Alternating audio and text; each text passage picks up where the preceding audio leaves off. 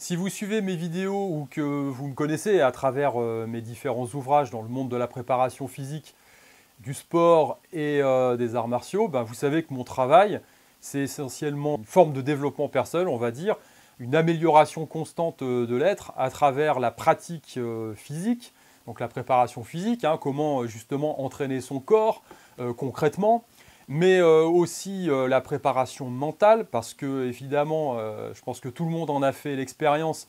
Quand vous avez de bonnes résolutions, que vous êtes lancé dans une voie d'amélioration, hein, que ce soit physique, votre objectif, ça peut être tout simplement courir plus vite, sauter plus haut ou soulever plus lourd, hein, ou alors lutter contre des travers que vous avez, eh bien très souvent, les limites, elles sont liées à ce que vous avez entre les deux oreilles, tout simplement, hein, puisque, voilà, hein, je veux dire, on est tous pareils, on a une forme de lâcheté, on a une inconstance, ou voire une inconsistance, hein, parfois, de l'être qui fait que on se heurte à nos propres limites, hein, et puis les bonnes résolutions ne tiennent pas dans la distance, tout simplement.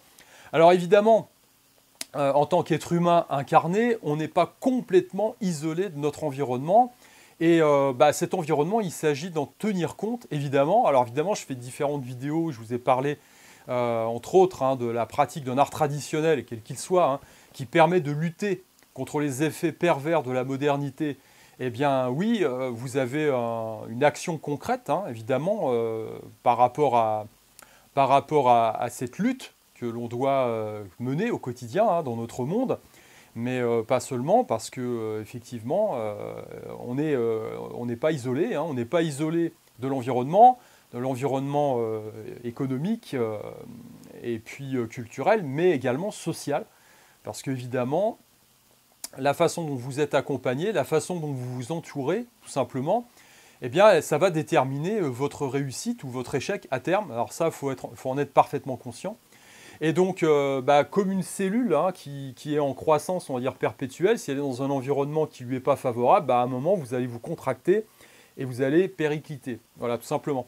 Donc, il faut bien se rendre compte que vous avez une action concrète au quotidien, évidemment, pour lutter contre les différents effets pervers, puis mener à bien vos ambitions, hein, que ce soit des ambitions d'amélioration de votre condition de vie, de vos capacités physiques ou cognitives, mais en étant partie prenante d'un environnement social, eh bien, votre action va être limitée parce que vous n'allez pas pouvoir aller au-delà d'un certain seuil, et parfois même, en fonction de votre sensibilité personnelle, eh bien, vous allez être atteint. Malgré toute votre bonne volonté, vous allez pouvoir chausser vos baskets, aller courir et vous défoncer à l'entraînement tant que vous pouvez, hein, ça va faire l'effet d'une douche, vous allez vous sentir propre, mais ça va vous rattraper très très vite.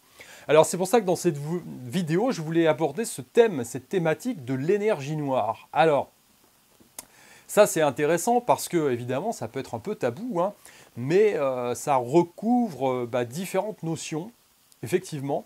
Et comme j'aime le dire, vous pouvez avoir des qualités, quelles qu'elles soient, mais si vous négligez certains éléments de votre vie, et notamment l'environnement, c'est-à-dire l'environnement dans lequel vous évoluez, hein, ça peut être tout simplement un quartier, ça peut être votre cercle d'amis, votre famille proche même, ou voire même un pays, si vous n'êtes pas en adéquation avec cet environnement, tout comme le poisson n'est pas adapté à la savane, ou on va dire le tigre ou le lion n'est pas adapté à la haute mer, quelles que soient vos qualités intrinsèques, vous allez péricliter, ou vous allez au mieux stagner. Voilà, tout simplement.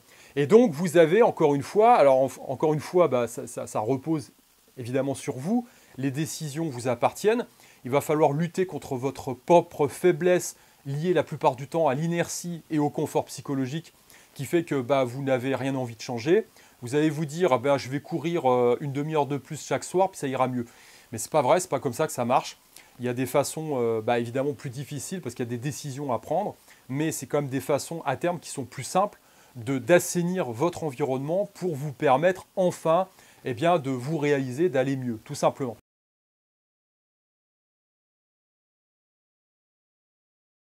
Alors quand on parle de ces énergies noires, il faut revenir à des choses très simples, hein, avant d'aborder évidemment les propagandes d'État et puis la manipulation à travers des médias, des grands groupes qui vous font acheter n'importe quoi et qui vous pourrissent la santé. Il faut tout simplement revenir à la base, il faut revenir à l'humain, et puis il faut revenir à l'environnement dans lequel vous évoluez, et l'environnement proche, c'est tout simplement la famille et les gens que vous côtoyez au quotidien. Alors, si vous voulez, ces thématiques, elles ont déjà été abordées dans différents ouvrages, hein. Là, je vais tout simplement, pour illustrer mon propos, me reposer sur la prophétie des Andes de James Redfield. Alors peut-être que vous avez déjà lu cet ouvrage, je vous invite à le faire, hein. C'est des petits ouvrages, entre guillemets, de développement personnel sous forme de romans, qui sont toujours assez sympas. Et puis, de temps en temps, dans ces ouvrages, on glane quelques informations, qui sont des informations de vérité. Alors, ce que j'en avais retenu, moi, entre autres, hein, dans cet ouvrage, c'est que l'auteur définissait, posait le constat très simple que les humains avaient besoin d'énergie pour vivre, et cette énergie, il l'a puisée, d'un point de vue émotionnel, à travers les autres humains. Et il disait tout simplement qu'on pouvait définir les humains en 4 catégories. Alors ça correspond finalement à des attitudes, à des profils psychologiques, du moins à des façons de pomper l'énergie de l'autre, tout simplement. J'avais trouvé le parallèle assez intéressant, hein. Et il disait, il y a tout simplement des intimidateurs, il y a 4 grandes catégories. Il y a les intimidateurs, il y a les interrogateurs, il y a les plaintifs, et puis il y a les indifférents. Voilà. Alors en fait, ces catégories de personnes se complètent. Et je pense que, sans rentrer dans le détail de ces catégories de personnes, vous avez vous-même pu observer dans le cadre de votre vie quotidienne que certains profils psychologiques se complètent. C'est un peu la femme battue qui va à chaque fois se trouver un mec qui lui en met une. Elle n'arrive pas à sortir de ce schéma. Et vous avez par exemple les enfants qui sont des interrogateurs tout le temps. Et vous observez ça parfois, hein. Vous allez voir dans un parc, vous avez les gamins qui sont toujours en train de poser des questions. Oui, mais papa ceci, mais maman cela.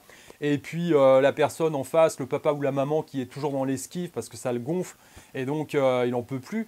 Tout ça, c'est des formes de prise d'énergie sur l'autre, hein. Et donc, comme ces 40 catégories ont tendance à se compléter, on peut dire tout simplement que, par exemple, l'interrogateur crée de l'indifférent. Tout simplement, vous avez l'enfant qui est toujours en quête de réponses, mais finalement, il ne cherche pas vraiment des réponses. Il cherche à prendre l'énergie de l'adulte, voire à l'interpeller. Et puis l'adulte, lui, il est dans une forme d'indifférence, parce qu'à un moment, il déconnecte, il n'en peut plus. Alors, bon, ça, on le voit aussi avec d'autres adultes, hein, c'est comme ça. Vous avez les intimidateurs. Alors, les intimidateurs, qu'est-ce qu'ils produisent? Ils peuvent produire à leur tour des intimidateurs, mais ils peuvent produire aussi des plaintifs, hein, tout simplement. Donc, on remarque ça dans la vie de tous les jours, hein. Ça peut être aussi la copine exubérante, hein, qui est avec son faire-valoir, qui est un peu complètement en retrait. Alors, ces deux personnalités se complètent. On pourrait croire au premier abord que ce côté intimidateur se suffit à lui-même. Non, il a besoin en face d'avoir effectivement un plaintif qui va le nourrir, et les deux se nourrissent de façon mutuelle, hein. Donc l'idée, alors cette idée de James Redfield est intéressante, hein. Maintenant, on a pu tous apprécier dans la vie ce genre de personnalité. Alors il doit y avoir sans doute des sous-groupes, hein, mais il y a des personnalités dans la vie qu'il faut éviter, ce que j'appelle les personnalités toxiques. Alors vous-même, à un moment, vous pouvez être une personnalité toxique par rapport à une autre personnalité. Il faut savoir les identifier, hein. Vous avez les manipulateurs. Alors on sait très bien que le monde moderne produit à profusion tout simplement des nombrilistes. Alors, c'est ce que j'appelle des hyper-narcissiques. C'est des gens qui vont vous pomper votre énergie en essayant de vous descendre. Alors, ils ne vont pas le faire sciemment, si vous voulez, mais ils se sentent... Alors, c'est des gens qui sont pas sûrs d'eux, qui ont besoin, finalement, d'avoir quelqu'un de suffisamment fort et, entre guillemets, gentil, pour pouvoir s'imposer, pour pouvoir lui piquer de l'énergie. Parce que, par effet miroir, cette personne a l'impression d'exister en écrasant les autres. Voilà, alors ça c'est plus l'hyper-narcissique, c'est la personne qui va procéder de cette façon, mais qui n'a pas vraiment conscience finalement qu'elle se nourrit du mal-être qu'elle occasionne chez l'autre pour se sentir au-dessus. Et puis vous avez la catégorie, on va dire la catégorie poids lourd, hein, c'est le perverse narcissique. Donc c'est la personne qui sciemment va détruire l'autre, tout simplement pour se sentir exister, qui va en tirer une jouissance. Elle a parfaitement conscience de son action négative hein, sur l'autre, mais elle s'en contrefout. Ce qui l'intéresse, c'est de se nourrir de l'énergie vitale de l'autre. Alors, quelle différence il peut y avoir entre l'hyper-narcissique et le pervers narcissique? Eh bien, il n'y en a pas. Au final, les deux aboutissent à une destruction de l'individu qui se trouve en face. Hein. En termes de résultats, la différence majeure, c'est l'intention. C'est-à-dire que le pervers narcissique, lui, il sait qu'il fait mal, qu'il nuit. Hein, c'est un salaud absolu. Et l'hyper-narcissique, lui, n'en a pas conscience. Donc, bon, la frontière peut être ténue, hein, on va dire. Voilà. Donc, vous voyez qu'il y a différentes formes, on va dire, de profils psychologiques eh bien, qui contribuent à cette énergie négative, à cette énergie noire dont vous pouvez être victime, vous, à un premier niveau, tout simplement. Hein. Alors, vous croire au-dessus de ça, eh bien, c'est une illusion. Regardez les films de Rocky, par exemple. Hein. Ce type est champion du monde de boxe anglaise. Il lui faut quand même les coronesses pour monter sur un ring, affronter quelqu'un et puis prendre le risque de prendre un mauvais coup, hein, tout simplement. Et qu'on voit bien, c'est très bien montré dans les Rocky, que eh bien, dans sa préparation physique, il a besoin de son environnement. Et quand je dis de son environnement, eh bien, il a besoin des gens qui l'aiment autour de lui. Hein, on le voit quand il dit à son entraîneur ou sa femme, est-ce que tu viens me voir, est-ce que tu viens me regarder m'entraîner, est-ce que tu seras là, est-ce que tu seras présent? Donc il a besoin de ce soutien moral. Moi j'ai une image assez forte que j'ai conservée de l'époque des UFC, des Ultimate Fighting. On voyait la famille Gracie. Donc, cette famille brésilienne hein, qui a remis au goût du jour le combat au sol et le jiu-jitsu brésilien notamment. Et je me souviens d'un des fils Gracie qui montait sur le ring et il y avait toute la fratrie et derrière il y avait le patriarche et tout le monde se tenait par les épaules et il faisait vraiment une grande, ils étaient tous à la queue leu-leu, hein, tout simplement. Et le dernier de la fratrie qui devait monter sur le ring était derrière. Et en fait, la voie était ouverte par toute la famille. Donc on sent le clan qui est soudé. Et ce type monte sur le ring. Il est tout seul, évidemment, pendant plusieurs rounds. Mais au final, il n'est pas tout seul parce que pendant sa préparation, il a été complètement entouré, complètement soutenu. Et même jusqu'à sa montée sur le ring, eh bien, il est accompagné et ça passe par un contact physique avec tous les membres du clan. Voilà. Donc vous voyez que vous n'êtes pas isolé. Jamais. C'est une illusion de croire que vous allez faire votre truc tout seul ou que du moins vous allez pouvoir être indépendant de l'énergie et positive et négative que votre environnement et surtout votre environnement proche social, donc votre famille, vos amis, votre compagne, vos enfants, vous procure hein, dans tous les champs de votre vie. Donc ça, c'est vraiment fondamental à comprendre.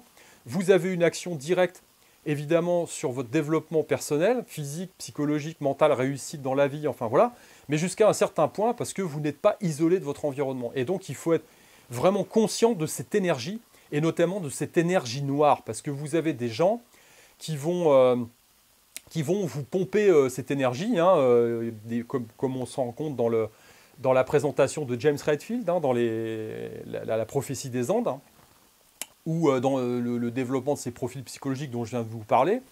Alors vous, si vous êtes suffisamment fort, vous pouvez vous dire que vous allez désamorcer ces comportements psychologiques. Alors évidemment, s'il s'agit de votre famille, de vos enfants, de votre compagne, vous y avez un intérêt évident, parce que ça va vous coûter de l'énergie. Hein. Quand on doit désamorcer des comportements comme ceux-là, c'est pas anodin.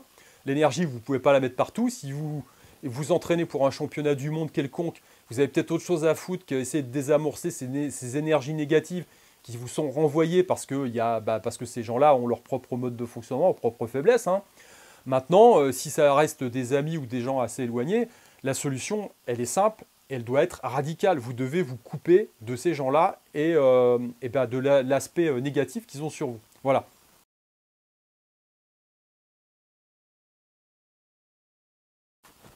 Alors cette énergie négative, elle se manifeste de cette façon-là. Pourquoi? Parce que on est les héritiers, tout simplement, de lignées. On est les héritiers, moi je suis le fils de mon papa et de ma maman, ça a l'air bête comme ça, mais je suis l'héritier aussi de toute une filiation de gens qui ont vécu dans un environnement et qui se sont nourris d'un égrégore particulier. Et moi j'hérite de tout ça à la naissance. Donc j'hérite du pet au casque de mes parents, hein, dans une certaine mesure. Et puis après, j'hérite du pet au casque de la culture dans laquelle je grandis.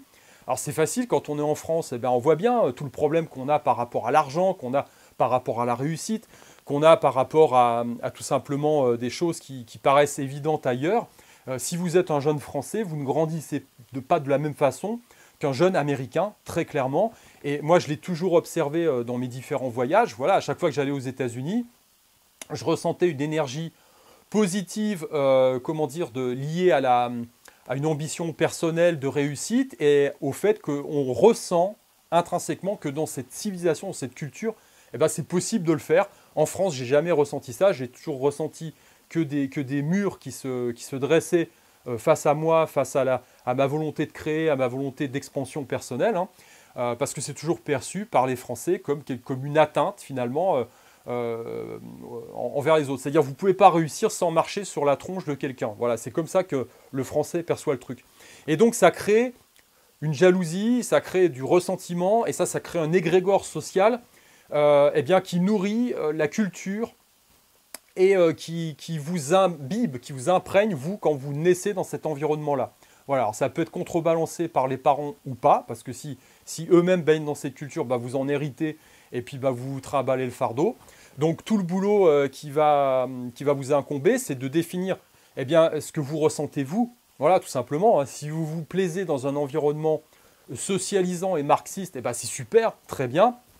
Le mieux que vous ayez à faire, c'est de faire partie à un moment de l'intelligentsia et des apparatchiks locaux pour pouvoir vous nourrir sur le dos du gogol moyen qui va lui bosser et croire à cette fable. Si vous n'êtes pas dans cet environnement-là, le plus tôt possible, c'est de quitter tout simplement cet environnement et puis de rejoindre un environnement avec un égrégore social qui est plus propice à votre vision de la vie, à votre vision des choses, à votre capacité peut-être à créer. Enfin, voilà, tout simplement. Moi, je m'inscris plus dans une démarche libérale, hein, au sens philosophique du terme. Je ne crois pas du tout à la masse. La masse, pour moi, c'est une vacherie. Je crois plus à la réussite personnelle et à la bonne volonté et à la somme de toutes les bonnes volontés individuelles. Et donc, tout ce qui est marxisant, c'est pas mon truc. Et donc, du coup, j'ai évidemment évolué dans le mauvais environnement. Ça, il faut mieux s'en rendre compte le plus tard possible que jamais. Mais c'est comme ça. Ou en attendant, être conscient des limites que ça vous impose. Hein, parce que c'est comme ça. Vous êtes le produit d'une génétique. Moi, j'ai un côté un peu parano qui m'a été transmis par ma famille, par mes grands-parents qui ont connu la guerre, voilà, donc c'est des biais cognitifs que je peux avoir, qui peuvent me sauver la vie à certains moments, mais qui peuvent aussi m'impacter négativement à d'autres, donc il faut être conscient de ça. Et puis, vous êtes le produit d'une éducation aussi, hein, il n'y a pas que la génétique, il y a l'éducation. Et puis, vous êtes le produit de l'environnement dans lequel vous êtes. Voilà. Donc c'est pour ça que, effectivement, si vous avez un tempérament à être plutôt individualiste, à croire en vos capacités personnelles et à vouloir éliminer les forces de friction autour, vous vous sentirez mieux peut-être dans un pays comme les États-Unis plutôt qu'en France où si vous avez des idées, si vous voulez faire des choses, on va vous mettre des bâtons dans les roues tout le temps. Hein. Ça me rappelle cette anecdote, hein, ça date d'il y a 1 ou 2 ans, où je crois que c'est Frankie Zapata. Donc le type invente tout simplement une plateforme qui lui permet de voler, hein, c'est une sorte d'overboard. Voilà, le gars, c'est Iron Man, quoi. Il invente ça, et on va lui mettre des bâtons dans les roues tout le temps. C'est-à-dire qu'on lui envoie les gendarmes. À un moment, il est parti, j'avais vu ça sur un de ses posts Facebook, il est parti entouré de plusieurs gendarmes avec les bracelets, comme un voleur de mobilette, parce qu'on lui dit, non, vous ne pouvez pas faire voler votre truc, votre machin n'est pas homologué, enfin bref, on l'emmerde de tous côtés. Alors que par ailleurs, dans d'autres pays, on va lui faire des ponts d'or pour développer son invention. Et lui, comme il est dans le mauvais environnement, on va lui dire non, mais c'est pas normé, c'est pas... Voilà. Alors, petit aparté, hein, je vous laisse imaginer si on avait fait ça au début de l'électricité et si on avait emmerdé les frères Peugeot ou Monsieur Renault à l'époque, hein, quand ils développaient les premières voitures. Vous voyez, donc non, vous ne pouvez pas rouler parce que c'est pas normé, c'est pas... Enfin bref. Donc vous vous rendez compte de l'état de bêtise dans laquelle on se trouve. Hein. Donc voilà. Alors après, sans émettre de jugement de valeur, encore une fois, il faut bien connaître l'environnement dans lequel vous évoluez pour savoir, et puis vous connaître vous-même, pour savoir si vous êtes en adéquation avec cet environnement ou pas. Voilà, c'est comme ça, c'est tout. Il faut savoir qui l'on est en fait. Hein. Et donc de la même façon, ça aussi, ça crée une énergie noire, ça crée une énergie négative qui est véhiculé par cet égrégore culturel et social issus de différentes générations, hein, voilà. En France, on a, depuis la Révolution de 1789, où il y a eu une rupture violente. Alors ça, c'est René Girard, par exemple, qui l'a bien développé dans ses ouvrages, hein, qui dit que chaque civilisation se développe sur un génocide, sur un truc dégueulasse que finalement on a réussi à sublimer pour créer un roman national. Voilà, bon. Donc en France, c'est un peu le cas, hein. La Révolution de 1789, ça a été une vraie vacherie, hein, voilà. Donc vous pouvez retrouver toutes les infos à travers différents témoignages, hein. Je ne veux pas m'étendre sur le drame et le génocide des Vendéens, hein, qui ne porte pas ce nom parce que comme c'est le même peuple, hein, il peut y avoir que génocide entre ethnies différentes, on va dire. Mais là, comme c'est franco-français, il n'y a pas de génocide. Ceci dit, la violence est exactement la même, hein. Donc imaginez le travail à la machette entre les Tutsis et les Hutus des années 90, version sur le sol national, hein, voyez. Donc du coup, tout ça crée un égrégore à un moment, et puis bon, je veux dire, ça fait 60 ans, 70 ans qu'on développe un socialisme, hein, de fait, en France, je le rappelle, 60% du PIB, c'est l'État, donc on est dans un environnement socialiste. Vous avez les libertés individuelles qui sont reniées de plus en plus. Du coup, ça contribue encore une fois à créer un environnement, un égrégore social négatif. Alors encore une fois, pour certaines personnes, hein, celles qui s'inscrivent pleinement dans cette dynamique se sentent bien, et les autres, eh bien, c'est pas le cas. Voilà, tout simplement.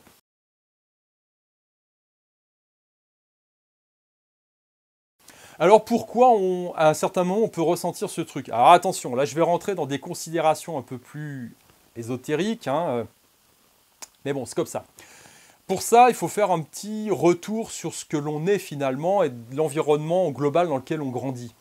Alors c'est pas moi qui le dis, c'est les ingénieurs du CERN, hein. La matière n'existe pas, la matière c'est de l'énergie qui est densifiée. Voilà, donc c'est-à-dire plus on rentre dans l'infiniment petit, plus on se rend compte que il n'y a pas de matière, tout simplement. Voilà, donc tout ça, quelque part, c'est comme une grande illusion finalement. C'est de la matière densifiée. Alors vous, moi, cette table, cette caméra que j'utilise, finalement, c'est ça. Et donc, tout ça, c'est que de la vibration, c'est de la matière qui vibre, tout simplement. Quand vous regardez les fréquences, tout simplement, on a un spectre hyper large. On a des fréquences qui vont être assez réduites par rapport à notre capacité, à la capacité de l'œil humain à voir. Les fréquences auditives, ça va être exactement la même chose. Votre chien, lui, perçoit des fréquences que vous ne percevez pas parce que vous avez un champ qui est réduit. Et donc, alors c'est pas pour ça que votre réalité à vous, elle est très réduite finalement, hein, c'est-à-dire ce que vous percevez par vos différents sens, tout simplement. Mais ces vibrations, elles existent. C'est pas parce que vous ne les percevez pas et que parce que vos sens ne vous permettent pas de percevoir tout le champ de ces vibrations, c'est pas pour ça qu'elles n'existent pas, hein. Vous avez les ultraviolets, tout ça, ça existe, hein, mais ça n'est pas. Alors c'est monitoré par des, par des accessoires, par des instruments qui vont au-delà de nos propres capacités humaines, mais donc ça existe tout simplement. Et donc, on a des fréquences pour tout finalement, et la Terre elle-même vibre. La Terre est en vibration. Alors, on a défini, je crois que c'est Schumann, je crois, enfin bref, il y a la résonance Schumann. Donc, on a défini qu'il y avait une fréquence de base de la Terre qui était à 7 et quelques Hertz. Voilà. Et cette fréquence, elle a tendance à augmenter. Voilà. Alors pourquoi? En tant qu'être humain, encore une fois, en faisant partie d'un environnement, eh bien, on fait partie d'un tout, et dans la tradition, dans toutes les grandes traditions, on a défini cette importance du sol et cette importance du ciel. Alors ça passe par l'énergie de la Terre, donc cette fréquence, ces lignes d'énergie que l'on peut retrouver aussi au niveau du corps par l'intermédiaire des méridiens d'acupuncture, des chakras, ces choses-là, mais ça passe aussi par les planètes et par le cosmos, et donc on a effectivement un mouvement des planètes. Alors on y croit ou on n'y croit pas, n'empêche que interroger un soignant par exemple dans un hôpital, il vous dira que les soirs de pleine lune il se passe des trucs. Voilà, les soirs de pleine lune il se passe des trucs, de même qu'on a la marée qu'on peut observer en pleine nature sous l'influence des changements de lune, eh bien l'humain, nous-mêmes sommes influencés par le mouvement des astres. Et donc, ce qu'il faut voir, c'est qu'il y a des théories qui ont été développées par rapport à un cycle d'humanité de 26 000 ans. Tout tout simplement quand le Soleil rentre dans les constellations du zodiaque.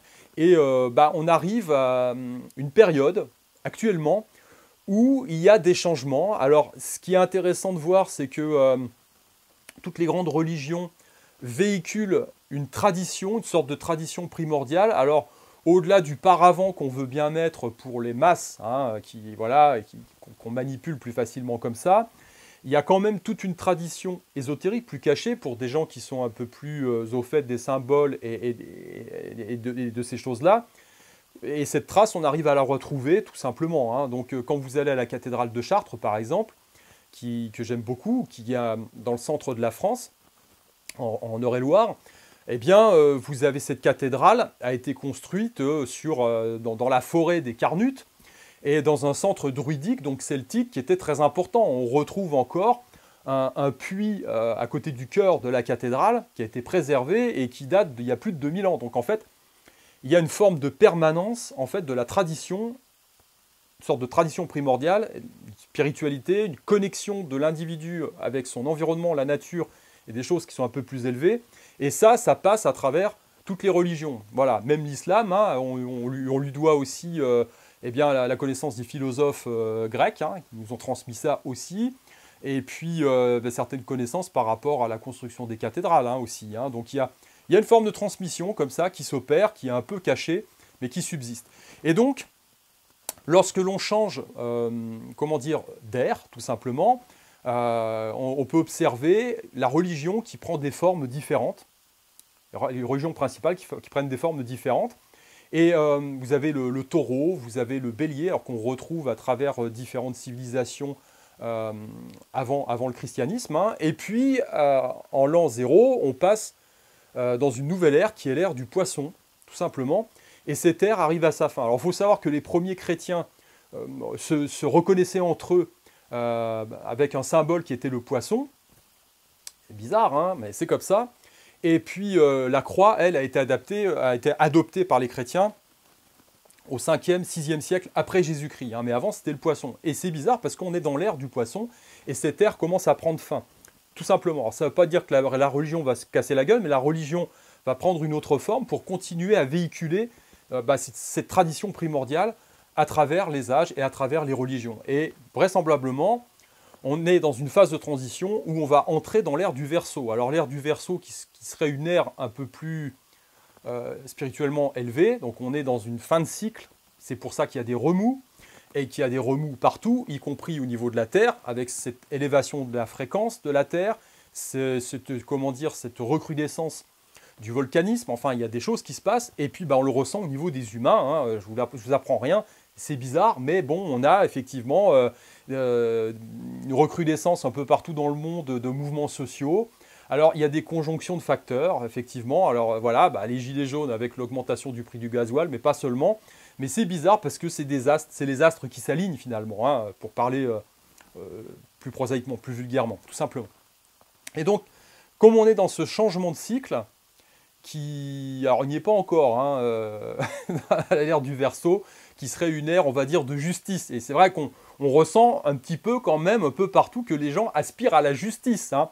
Alors vous voyez bien qu'on n'y est pas encore, hein, quand on regarde les nouvelles en France, avec cette classe politique complètement dévoyée, on n'y est pas encore, mais on aimerait vraiment, ça c'est sûr qu'on aspire à cette justice, hein.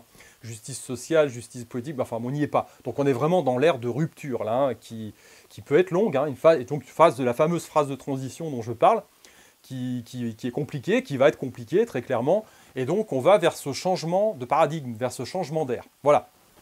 Donc c'est pour ça, à mon sens, hein, je n'ai pas la science infuse, mais je pense personnellement, parce que moi je le ressens, puis il y en a d'autres qui le ressentent aussi, je vois bien à travers certains commentaires, eh bien qu'on est quelques-uns à ressentir justement ces remous, à ressentir ce changement de cycle global qui est en train de se mettre en place, des cycles de 2000 ans à peu près, hein, on va sortir de l'ère du poisson pour rentrer dans celle du Verseau, et on ressent effectivement qu'il se passe un truc, et qu'il va y avoir un grand changement. Voilà, donc on est dans l'ère de remous, là, et ça va tanguer, il va falloir s'accrocher un petit peu. Hein.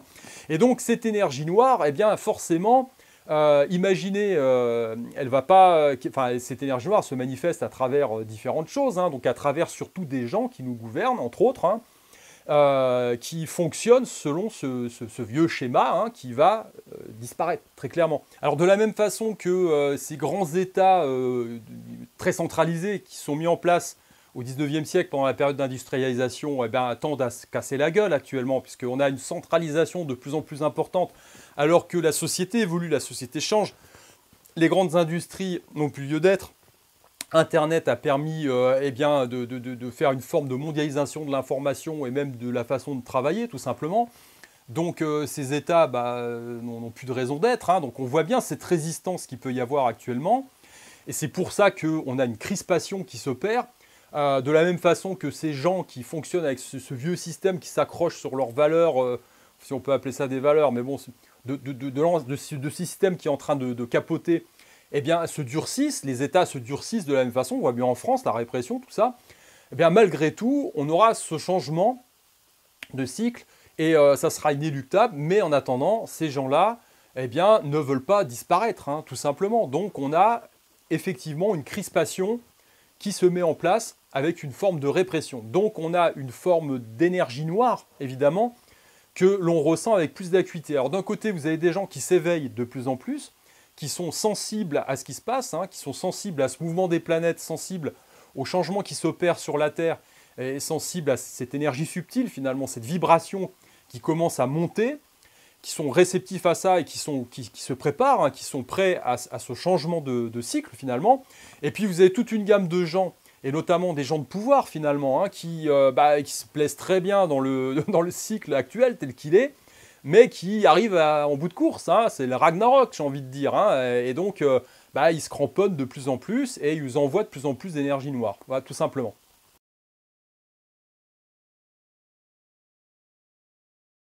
Comme on le dit, l'enfer est pavé de bonnes intentions, tout simplement. Alors quand vous voyez la société, entre guillemets, qui évolue, la société n'évolue pas tout seul. La société n'évolue pas tout seul, c'est faux. Moi, je pense que le monde est organisé, ou du moins il y a une tentative d'organisation du monde depuis toujours, et que, alors c'est pas des gens qui, de façon stricte, organisent le truc, mais ça se fait avec souplesse, ça se fait avec opportunisme, on ressent certains mouvements, on va les favoriser, on va... Voilà, il s'agit pas, c'est comme une élection présidentielle, il ne s'agit pas de croire qu'on va prendre le premier âne venu dans la rue, puis on va dire je vais faire de toi un président, c'est pas comme ça.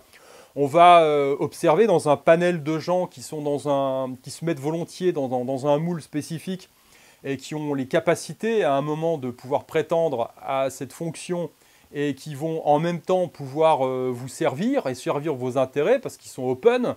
Eh bien, on va les favoriser. Et puis, si ça répond en face, eh bien, on va pousser un peu plus la machine. Et si ça répond pas, bon, on choisira un autre cheval. Hein, c'est comme ça. Donc, vous avez effectivement une frange de ces populations-là qui, qui sciemment, peut-être, sont dépositaires d'une forme d'énergie noire. Maintenant, alors ça, moi, j'en connais pas personnellement, mais je pense qu'il faut voir derrière qu'il y a aussi un autre moteur.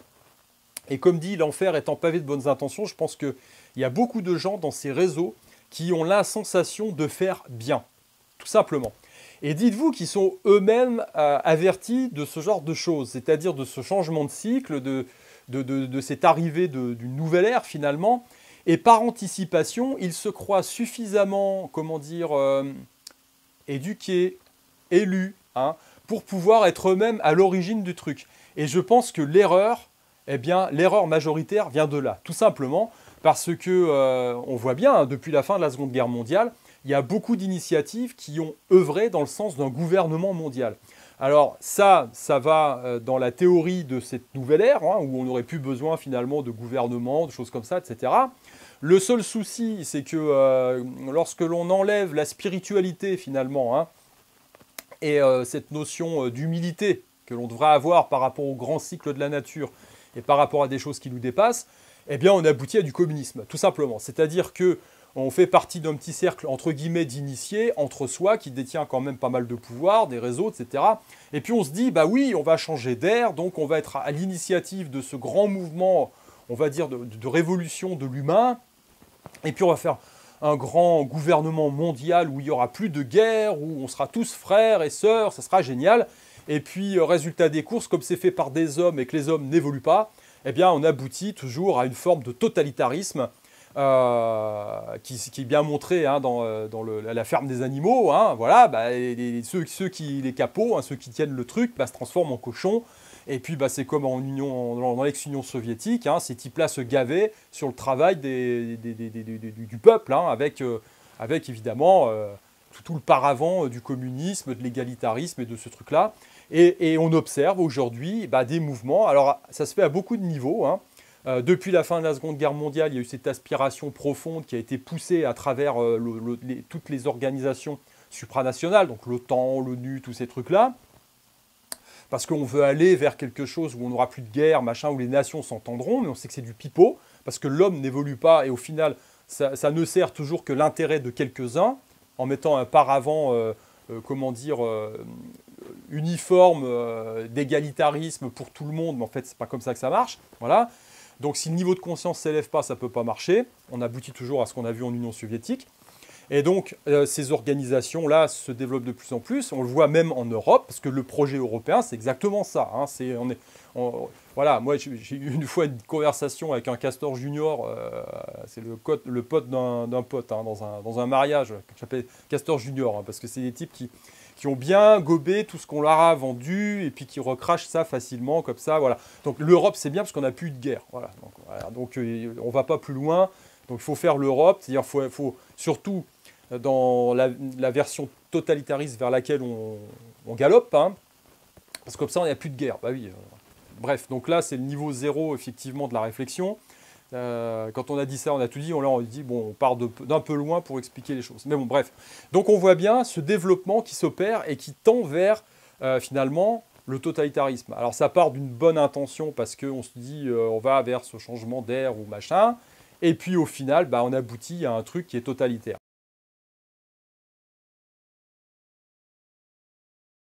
Et si vous observez actuellement le mouvement écologiste, et tous ces trucs-là, eh bien, c'est exactement la même chose. Vous avez les social justice warriors, donc les gens qui se sentent investis, évidemment, par droit divin. Hein, alors, il faut plus offenser personne, il faut tout lisser, voilà. Donc, bah, qu'est-ce que c'est? Bah, c'est tout simplement ça. C'est-à-dire, on part d'une bonne intention, dire on est tous bien, voilà, c'est la paix, machin, on veut offenser personne. Puis petit à petit, bah, on va taper sur la tronche de celui qui n'est pas d'accord, parce qu'il doit être comme tout le monde, donc il doit se conformer au groupe. Hein, et puis, bah, on aboutit à un totalitarisme. Hein. Quand on voit, par exemple, aux États-Unis actuellement, que Bernie Sanders, qui va être a priori le candidat démocrate, qui séduit beaucoup les jeunes avec son discours on va dire, communiste contre les riches, hein, eh bien, bah, oui, c'est l'aile gauche américaine de la gauche qui va vers, encore une fois, à grand galop, vers un truc qui aboutira à une forme de socialisme décadent, qui ira dans le mur à un moment, parce que toute construction humaine, à partir du moment où l'homme, lui, n'évolue pas en niveau de conscience, que ce soit la démocratie, la monarchie, la théocratie ou tout ce que vous voulez, ça aboutit toujours à la même chose. Ça aboutit à une concentration, une volonté de concentration de pouvoir dans les mains et dans les poings de quelques-uns qui vont vous vendre une soupe insipide pour vous faire marcher au son de la baguette. Hein. Eux, ils n'y touchent pas. Hein. Voilà, c'est comme ça. Ils sont bien, ils profitent bien du système. Et puis à un moment, c'est tellement corrompu que ça se casse la gueule, tout simplement. Et donc, bah, on observe toujours le même schéma. Donc l'intérêt, c'est de savoir dans quelle partie du cycle on se trouve pour essayer justement de se préserver de ces gens-là, hein, qui ont toujours, à travers leurs bons sentiments, la sensation ultime de vouloir aider entre guillemets, les autres, hein, mais en leur imposant, parce que c'est pour leur bien, évidemment, c'est comme ça. Et puis de faire taire, évidemment, ceux qui auraient la capacité de dire non, attendez, moi, je ne suis pas d'accord avec votre délire, voilà. Donc on est dans une forme de totalitarisme hein, qui passe par la violence, très clairement. Et puis après, eh bien, ça s'effondre, évidemment. Alors donc, pour en revenir à cette notion d'énergie noire, eh bien, on est en plein dedans, hein, dans cette démonstration. Donc, vous-même, vous êtes dans un environnement qui est constitué, alors je ne parle même plus des pollutions, on va dire, liées à la nourriture, à l'air qu'on respire, etc., mais je parle de pollution sociale, hein, tout simplement. Donc faites attention aux gens qui vous entourent.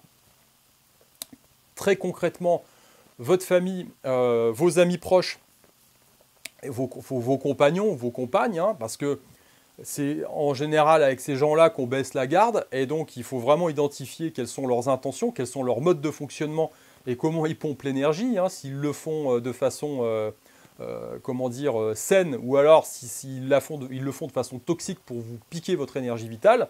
Regardez l'environnement dans lequel vous évoluez au niveau de votre quartier, de votre, comment dire, de votre pays, hein, voilà, parce que cet égrégore social qui va vous impacter par la culture, l'éducation, et puis par les idées globales, hein, qui se dégagent du groupe à ce moment-là. À vous de prendre les mesures en ayant fait cette analyse pour vous dire est-ce que je m'inscris là-dedans ou pas. Et puis là, il faut avoir le courage de changer, hein. Il faut se couper de certaines personnes, il faut changer d'environnement, il faut changer de pays ou de région ou de pays. Enfin, vous avez un curseur, encore une fois, à déplacer en fonction de votre besoin et en fonction de votre ressenti. Parce que si vous faites partie des gens qui ressentent cette accélération, ce changement de cycle, hein, de façon instinctive, hein, eh bien, vous allez être impacté de plus en plus par cette énergie noire, tout simplement. Et puis, vous devez être conscient, donc vous avez vu, hein, je dézoome au fur et à mesure, vous devez être conscient aussi de l'environnement global du monde actuel, hein, parce que comme on est dans ce changement de cycle, et que les structures humaines classiques, eh bien, sont en train de s'effriter, et qu'en même temps, ils n'ont pas envie de disparaître du tout. Donc on a une accélération aussi eh bien, de cette volonté de ce totalitarisme, hein, qui prend différents visages, hein, que ce soit au niveau des États, au niveau des nouveaux concepts comme l'écologie verte et tous ces trucs-là, sur le, comment dire, tout le politiquement correct, et, parce qu'il faut ne froisser plus personne, et donc on met un couvercle aussi sur la réalité, hein, sur la vérité aussi. Donc ce totalitarisme s'installe de plus en plus, se manifeste de cette façon-là. Pourquoi? Parce qu'on va vers une accélération liée au changement de cycle, et dites-vous que ça va s'effondrer à un moment, c'est obligé, parce que la courbe est toujours comme ça, hein. Je veux dire, toutes les actions humaines sont comme ça. Comme l'homme n'évolue pas, eh bien, il est prévisible, il est prédictible, hein.